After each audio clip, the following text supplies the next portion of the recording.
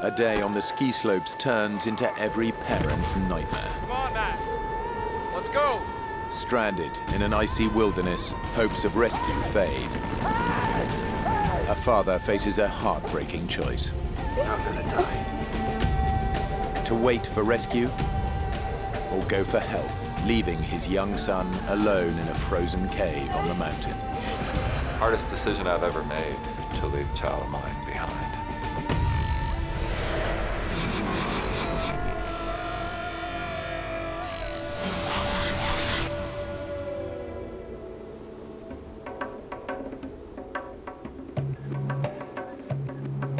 Kartalkaya, a mountain ski resort in northwest Turkey. We had boots that you laced up. U.S. Air Force Lieutenant Colonel Mike Couillard is taking a few hours off to go skiing with his two sons. I hope we have a lot of snowball fights. Mark is 12 years old. Don't hit me in the head. Matthew is 10. The family is based in Turkey, where Mike is part of Operation Provide Comfort. After the first Gulf War, the American Air Force flew thousands of missions to protect the Kurds of northern Iraq.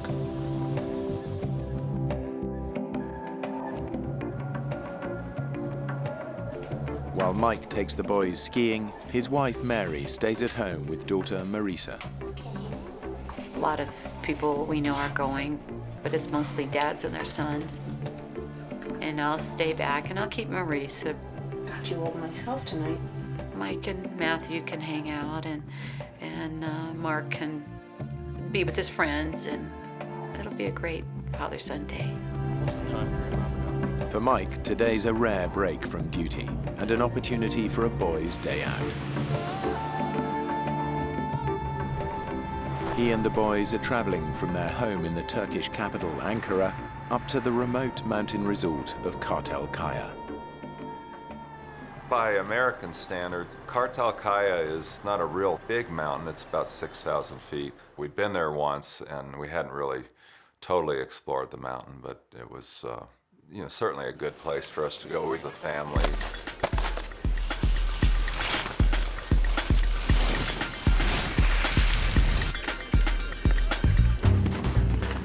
I thought, well, what a great time for my sons and I to get some bonding time. Get out of it. Matthew's got a quiet strength and heart of gold. He just cares about people. Mark's always been a very curious one, very adventurous. After lunch, Mike and Matthew head back up the mountain, while Mark stays behind to ski with his friends. Matthew and I were together, and Mark and his friends gonna go on their own for a while. He said that him and Matt were gonna ski together, and that was the last time I saw him that day. Tired? You?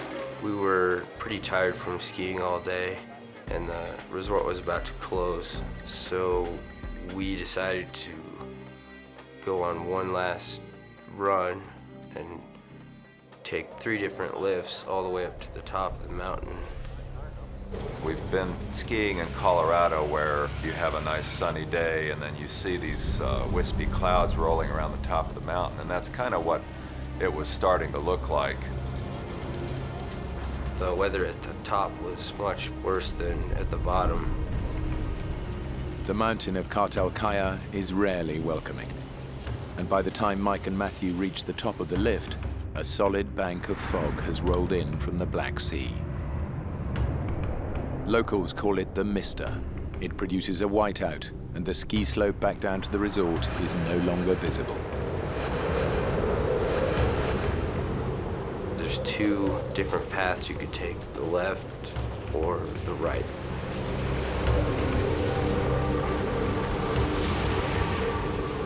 It just was getting harder and harder to keep sight of the trail. Snow just kept getting thicker and thicker. We started to realize that no one skied down this hill in quite some time. We've lost the lift. I think it's over there. We'll have have to sidestep up the slope. Realizing that they've skied down the wrong way, Mike and Matthew start climbing back up the hill. I kept thinking that we would get to the top of the hill, we'd look down and see the resort, the hotel, the wide open expanse, and we just found another hill up in front of us. Dad, we're so lost. Instead of going back up the way they came down, Mike has led his son round to the far side of the mountain. They're heading away from the ski resort into an icy wilderness.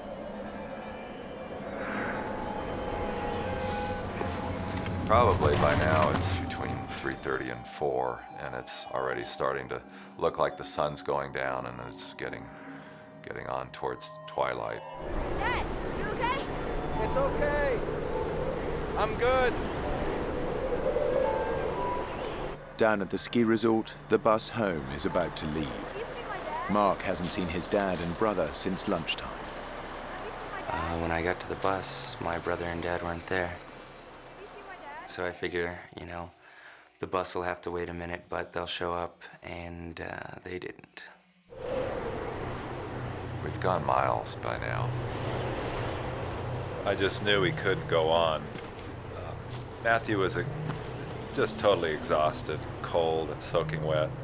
We were in a complete whiteout and the temperature was dropping by the minute. I just couldn't believe the situation I'd gotten myself into. I mean, it was like one moment we were having a nice time skiing in the sun, and then the next we were facing this terrible situation. We're already looking at darkness, and we're still not anywhere close to being able to connect with this bus. Close to exhaustion, Mike and Matthew struggle on through heavy snow for 7 hours. As the temperature on the mountain drops, hypothermia and frostbite become a real danger.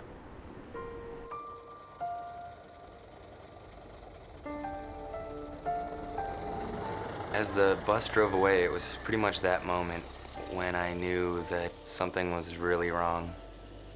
And I didn't know if I would see them ever again. The darkness on the mountain closes in as the blizzard rages on. Mike has no idea which way to go or whether to keep Matthew moving. We can't keep doing this. He's just done, and I can't carry him. I make this decision anyway. Let's stop.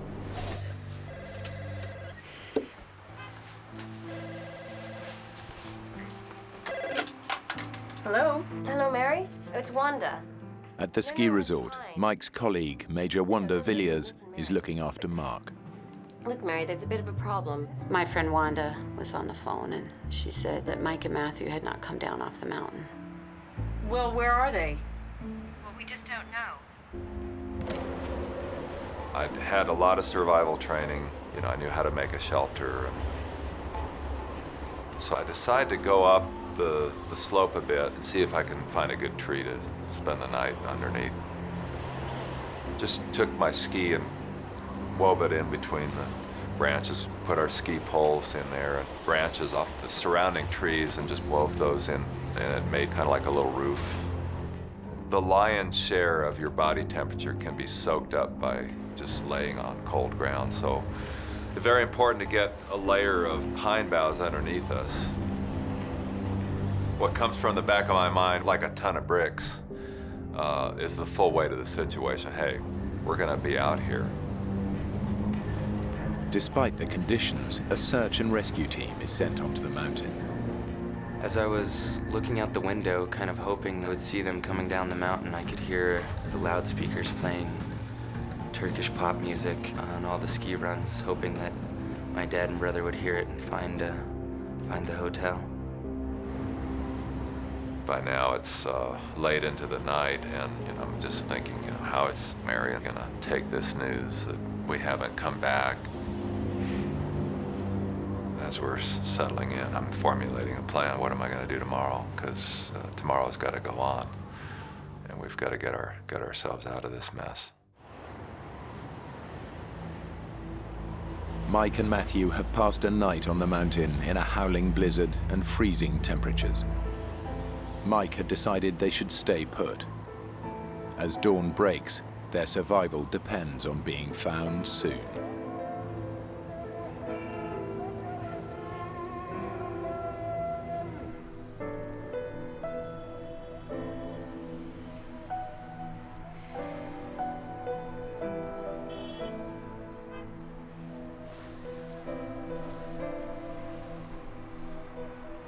I've sort of kept it from Marisa that they didn't come down off the mountain. Where's Dad? Come and sit down here. But I know it's morning now and the phone hasn't rung in the middle of the night. So I have to tell her. With daylight, special forces from Mike's airbase swing into action. This time their job is not to protect the Kurds, but to look for one of their own. Turkish troops with their local knowledge join the operation. Mike's commanding officer is leading it.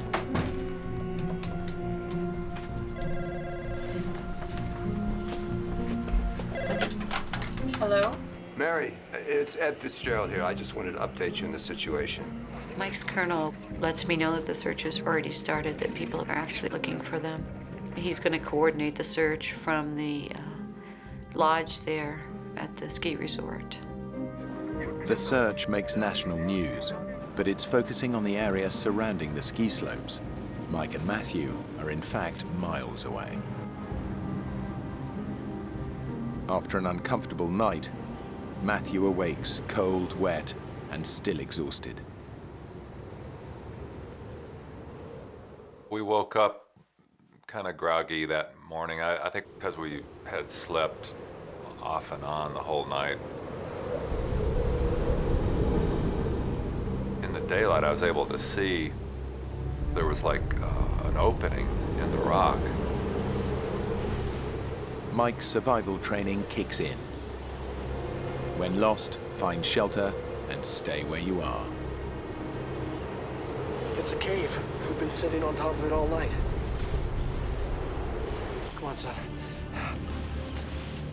They can stay in the cave and wait to be rescued.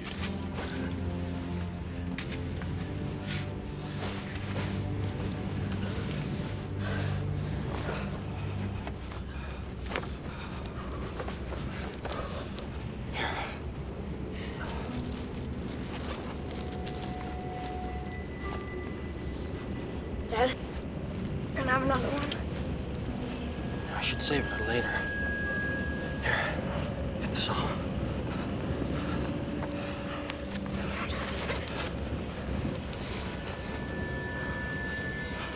Here. Wow, that's wet, huh? All right.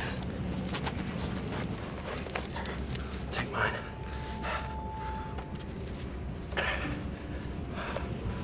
Put that on.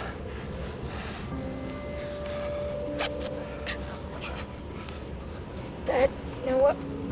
I don't think I can ski today. That's okay. Because we're staying here tonight. First rule of survival: give people a chance to find us. Yeah? They'll be looking for us right now. How will they find us? The snow will stop soon. They'll find us. I knew there were certain things that I could do to enhance our chances of being seen. Just took my skis and planted them as a big X, the international distress signal for skiers. I just hoped that there would be people come up and see those, and if they saw the skis, then they would be able to find us.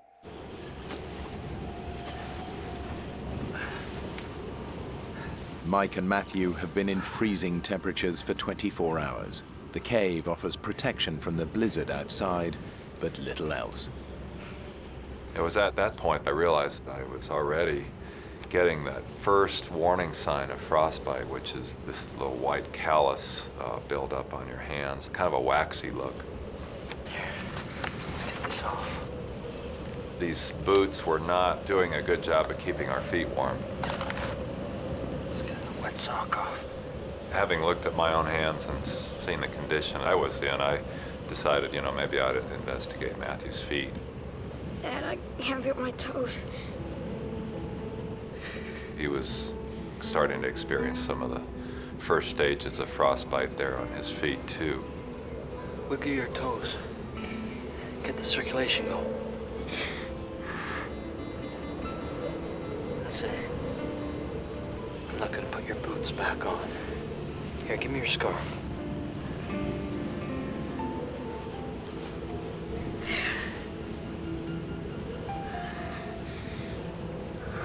Inside the cave, it was cold enough for water to freeze. The temperature dropped below freezing. Let's get this one off.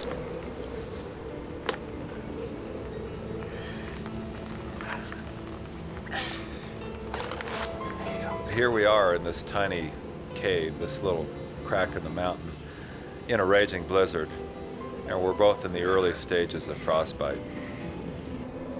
If we didn't get help, we were just going to die on this mountain. The ground search is cooled off as night falls. It can't begin again until morning. Thanks a lot. All right, bye. I'm getting phone calls. Well, it started out once a day, but that just wasn't enough. No news yet, honey.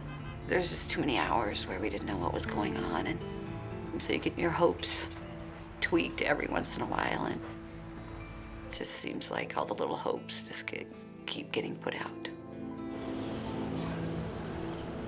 One of our immediate needs was just keeping ourselves hydrated. The bottom line was that you really shouldn't be eating snow. Better stop. Don't eat anymore. You gradually lower your body temperature to the point where you get hyperthermic, and you're making your situation worse by just trying to keep yourselves alive. What was that? Just a small animal, nothing to worry about. Remember when we were in the Mediterranean? All that Italian food? And you and Mark, you just wanted to eat burgers. Yeah. Dad, I thought they would have come for us by now. Yeah. I'm sure they'll find us tomorrow. Yeah. That was real fun. It was nice to just focus a little bit on those little stories of the day and get our mind off this terrible situation that we're in.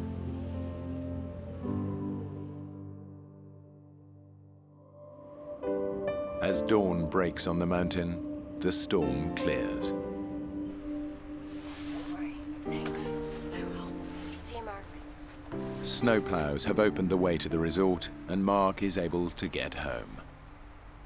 I'm keeping sane because I'm thinking Mike would never leave Matthew. I'm thinking he's had survival training. Dad, I'm real hungry. I'm realizing they probably don't have food, but maybe some of the snacks they took, they just had stuffed in their pockets. It's our last one.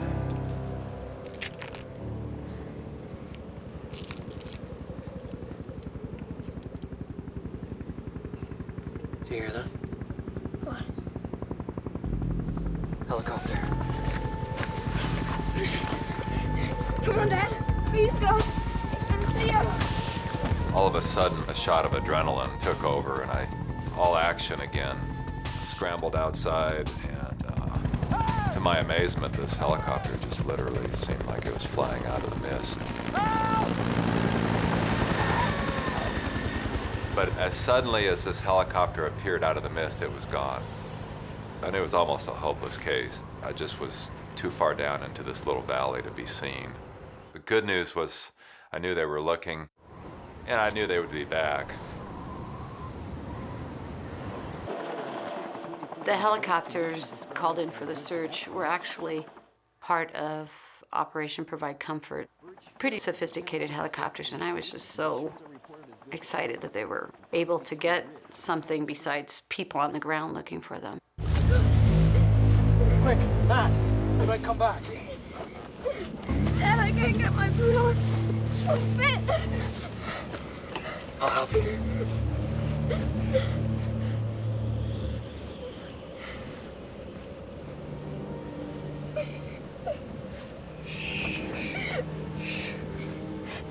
Don't cry.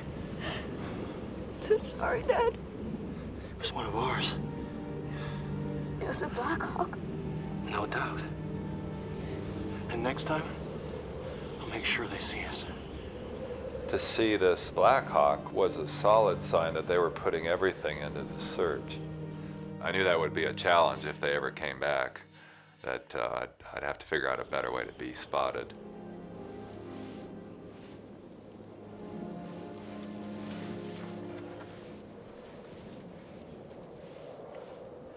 How's your feet? I can't feel them. About every 30 minutes to an hour, I would take his feet and put them on my belly and let the core body temperature warm him up. It was also an opportunity to periodically check and see how his feet were doing, and I could see that they were still getting worse. How about that? You want to try standing up, get the circulation going? Oh. Dad, let's just stay here. Mike can't carry Matthew to safety. I'm gonna take your boot, okay? So he pins all his hopes on rescue. I figured, use these boots that he's probably not going to use. It's bright and sunny outside, and it just seemed like now might be a good time to go and do a little more exploring. Mike knows that the improved weather will make the search easier, but they're hard to spot down amongst the trees. I had to do everything in my power to get them to see me. And if I was to be seen, I needed to get up above where we were. And I thought, you know, if I could go across the stream and climb up on top of that ridge, I figured it'd be a lot easier to be spotted.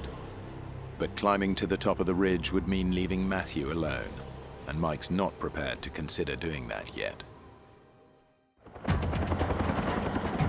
The search is still concentrated around the resort. Mike and Matthew are miles away, on the other side of the mountain. It's the fourth day, and all of a sudden we heard this helicopter sound. Helicopter. I didn't have much time to get outside. I didn't even have time to put my boots on.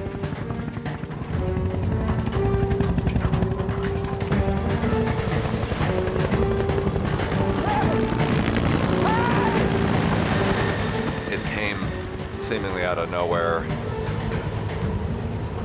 I could even see the American flag painted on the side. It just flew right over the top of us and was gone. It never made 2 passes. Mike realizes that the helicopters aren't looking for them where they are. They're flying over on their way to a search grid on the other side of the mountain. My hopes took a plunge into despair.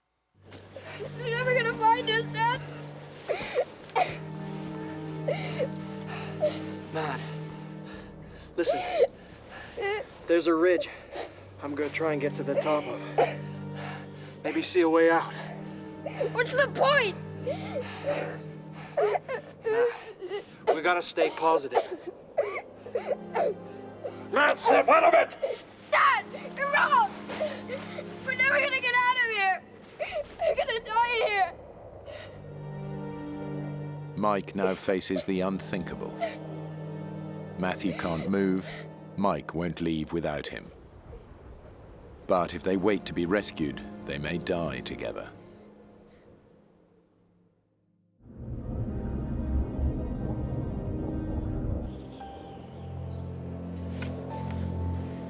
Mike's survival strategy is to wait to be found. He thinks the ski resort, and therefore rescue, is close by and visible from the top of the ridge. But as the days pass, his and Matthew's conditions are deteriorating. I kind of did this morbid calculation that, you know, it'd be better to come back without my feet than not at all.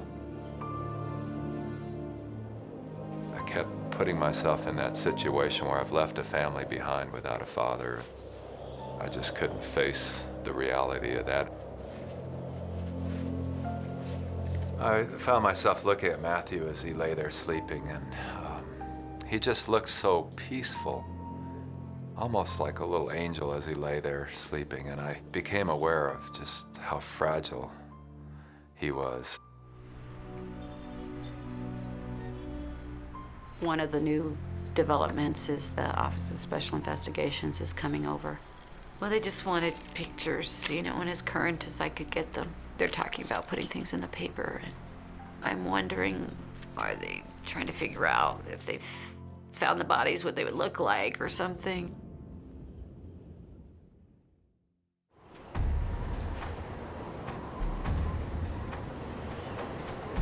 Next morning, during his daily explorations, Mike, though weakened by the cold and lack of food, decides to tackle the ridge.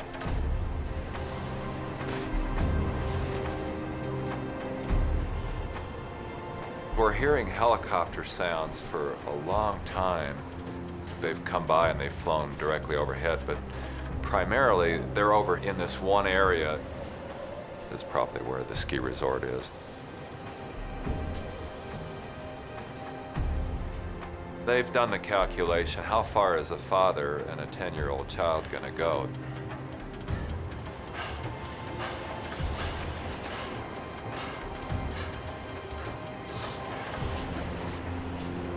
I tried it several times, and it seemed every time I did that, there were big boulders and trees falling, and I just could not get up on top of this ridge. Yeah, I understand. But we still have the Hueys, right? The search is winding down. The American military withdraws, leaving the Turkish soldiers to continue, using less sophisticated aircraft. Colonel Fitzgerald was telling me that they're going to change the type of helicopter that they're going to have out, and it's just going to map out the area where they think they are so that they can go back and find their bodies in the spring. Mike and Matthew's disappearance is still a major news story. Colonel Fitzgerald calls a press conference in the resort hotel. If we do not find any more information in the next 24 to 36 hours, then we may consider stopping the search and assume for this particular location that the bodies are underneath the snow. I'm just infuriated at that thought because I just don't think they're gone. I shouldn't give up. Can I get you a cup? Colonel Fitzgerald has come over to the house. They want to look at the options again, Mary. He's talking about, well, maybe they skied over a ridge and didn't even realize in the dark. This kind of snow coverage. He's got pictures of all this tons and tons of snow, and you can't even tell trees are trees, and of course it is pretty bad looking. Mike wouldn't leave Matt. They're waiting for us to find them. Yes, I don't know, I just feel like I should have a sense, if they're gone, that I would know it.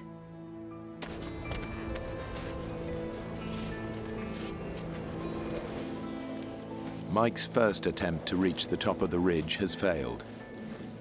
But he knows that getting there offers the one chance he has of saving Matthew.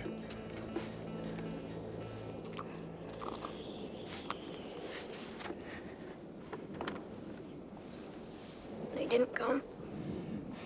When we get out of here, I'm gonna buy you the biggest hamburger you've ever seen.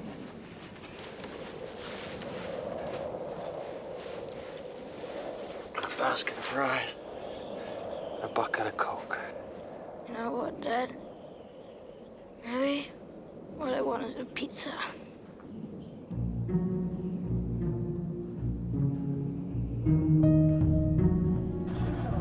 Well, Well, the Turkish government had decided to do one last big push, and they were going to send out 500 Turkish commandos to search for Mike and Matthew.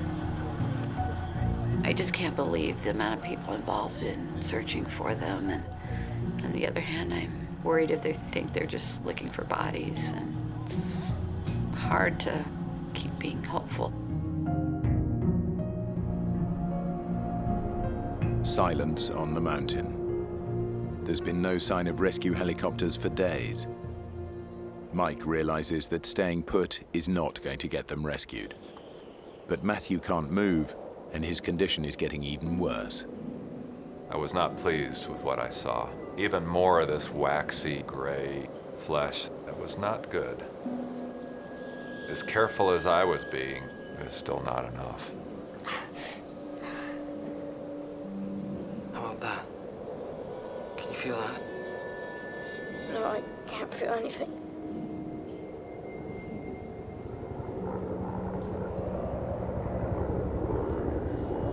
A helicopter! Dad!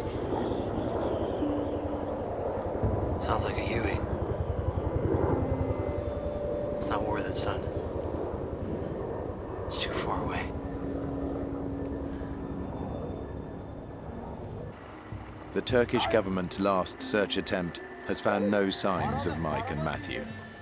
The rescue team doubts they could have survived for 7 days in these conditions. The search is called off. Dad? Uh-huh. Will I still be able to kick a ball? Your foot's gonna be fine, son.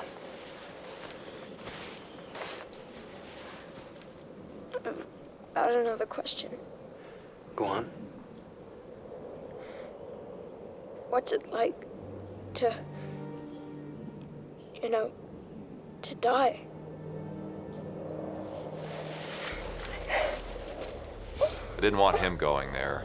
You're not gonna die. But I sort of had to deal with that. I felt like if this gets worse and worse and worse, and we look at death, I need to prepare him for that.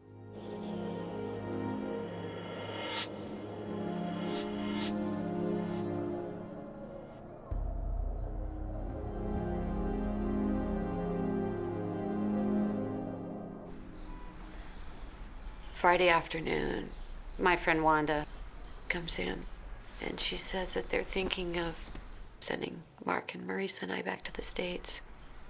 Maybe it's time we think about getting you guys home. To be near family. This is my family, Wanda.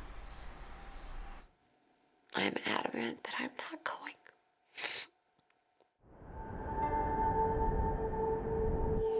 After 7 days, I began to wonder, well, how long will I even have the use of these hands? I decided to start writing a note to my family. It'd sure be nice to tell the people I love, like my wife and family, how I feel about them. You want me to write? Anything from you? Okay. Matthew has just got that tender heart. Tell Marissa. I wish I hadn't fought with her so much. He's a real quiet kid, but he's deep too, and that love is coming out in his words. Tell Mom she's a good cook. Yeah, back to his family. He wanted me to put that in there. You know what?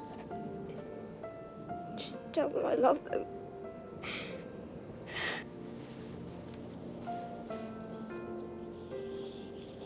Dad, leave it. We don't have to do it today.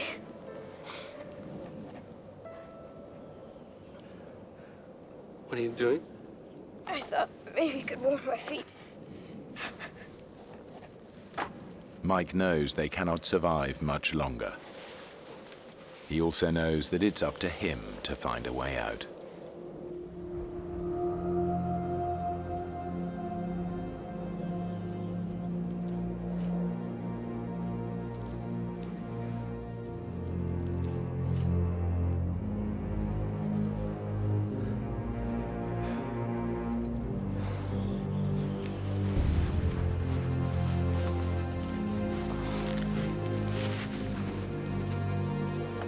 I knew every time I put those boots back on, I was taking some already frostbitten tissue and aggravating it and doing damage.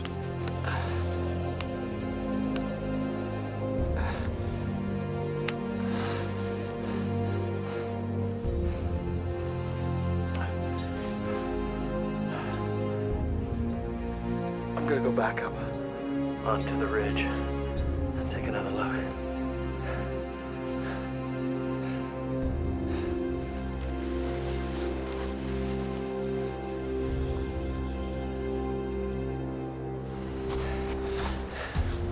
Mike attempts once again to climb the ridge.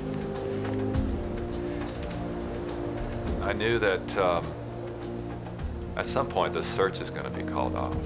You know, I'd already tried several times, but maybe I can try one more time and get up on this ridge.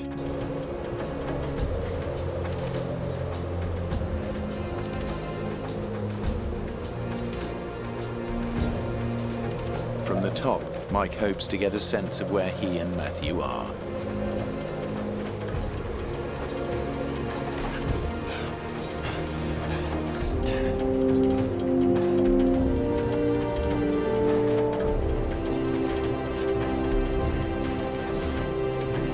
I don't know why I was successful, but this time I was able to get up. I was able to see a panorama. To Mike's surprise, the view doesn't reveal the ski resort. Instead, he sees a distant clump of cabins. But to go down to them might mean there was no way back up to Matthew. I had this debate. What if you go to these cabins and you get there and there's nobody there, and now you're in a worse position? And the other voice was saying, well, what if you don't go? What if you just stay here and die? I'm losing energy by the day. I'm getting weaker by the moment. I sort of calculated at some point I'm gonna maybe go for help. It was kind of a now or nothing thing. The only way to decide this is to put this to Matthew and see how he's with this.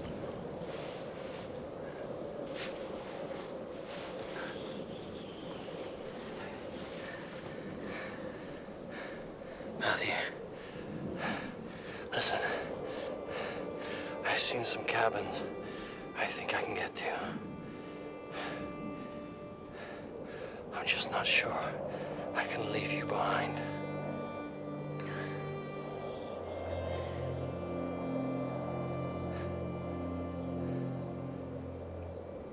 You know what, Dad? Maybe you should go. Because if we stay here, they'll just be finding our bodies. It was like he was giving me permission.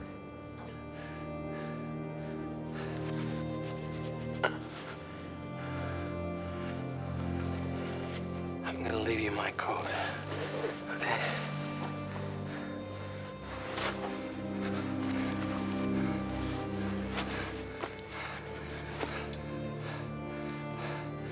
Don't try and leave the cave.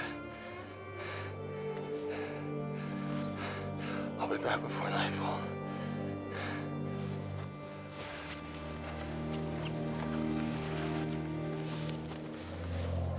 Hardest decision I've ever made, to leave this child of mine behind.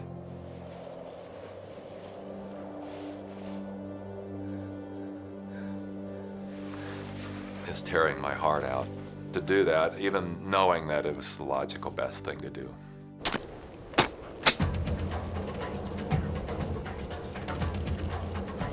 Mike skis down to a trail he spotted from the top of the ridge. Now I was finally getting up and doing something about this. That was an awesome adrenaline rush, if you will. Just the physical act of moving myself down this trail was carrying me along, mentally as well.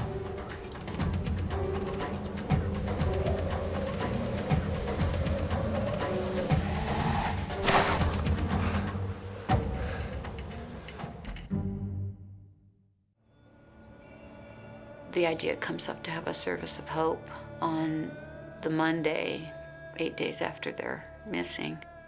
Absolutely, it wasn't going to be anything like a funeral for us. It was going to be the last big push in the spiritual battle.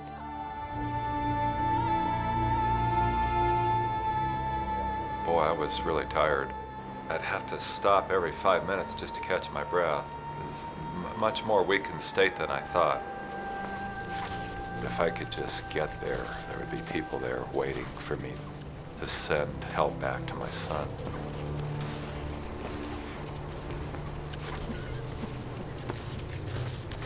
Well, as I get closer to this village, I'm looking for telephone lines, power lines, signs that there really are people there. I don't see smoke coming out of the chimneys. I don't see any snowmobiles. All I see is animal tracks. It's pretty obvious that there's nobody there.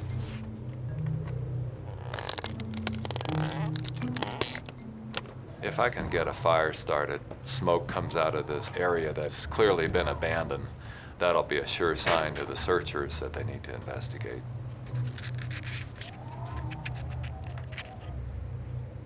I found a box and it had one match in it. And it was like, this is my one chance. I only get one.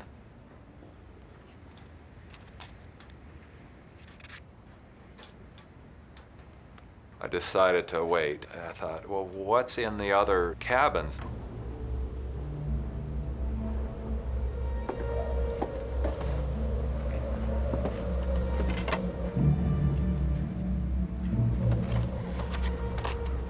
I found a bottle of kerosene, but I found no matches there either.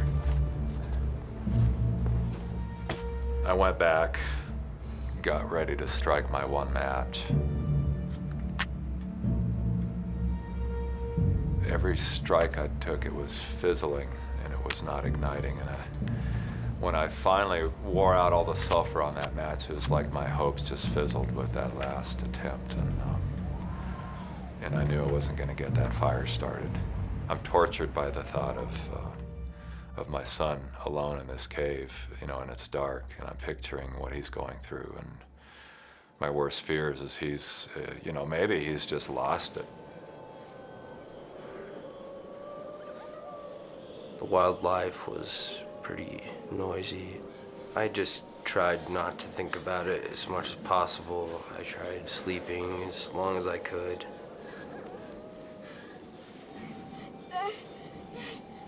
He wasn't there, and I was really scared. Off and on I was sleeping, and I was in just a torment, just knowing that he was in a worse place than me.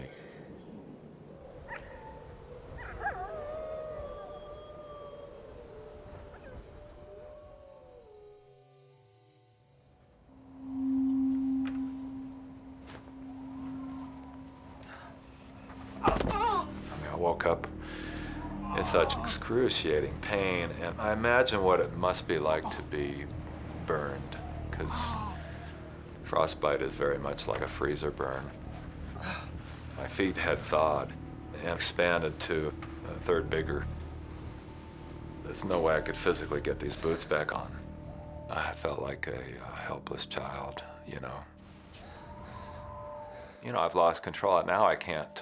Now there's no way I'm going to get back up to where Matthew is. There's no way I can get back.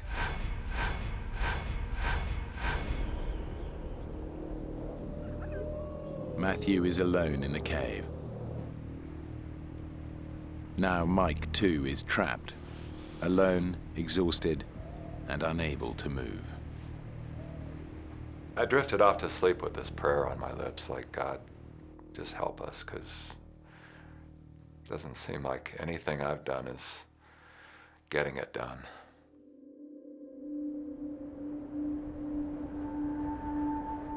Two days had gone by, and I didn't know what kind of mental state he would be in, let alone his physical state. I had to let him go. I can't take care of him anymore. I just came to the thought that I don't know what I'd do if I had to go back and face Mary without Matthew with me. I'd run out of water. I grabbed a couple pots and pans and crawled my way to the front door to just scoop some snow off the steps.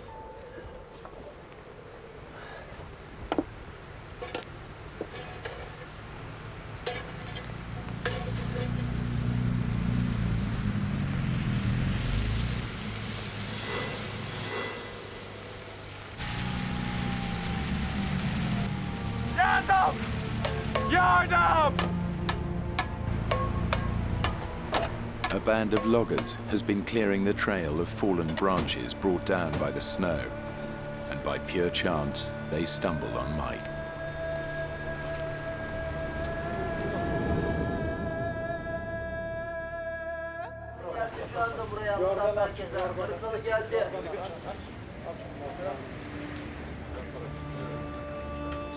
There was a man at a shortwave radio, and they were telling me, well, we're in contact with these people that are out looking for your son.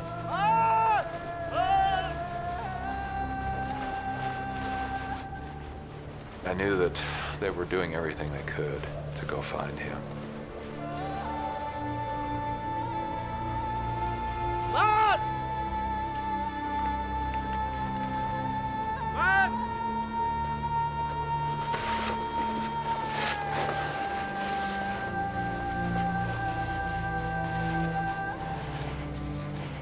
By now, I mean, it's a sea of humanity.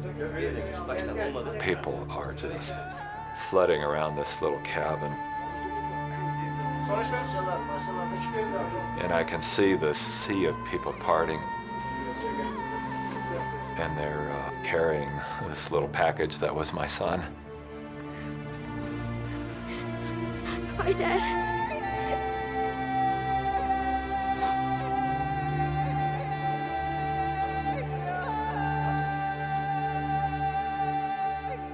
Things were happening pretty quick. You know, they were getting in touch with all the embassy folks. Finally, they put Mary on, and well, I said, hey, dear, we've been separated a little bit, Matthew and I, but we're okay.